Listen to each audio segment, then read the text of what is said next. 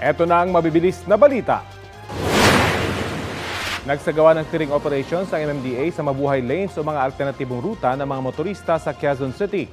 Kabilang sa mga kalsadang yan ang Panay Avenue, Timog Avenue at Mother Ignacia Avenue.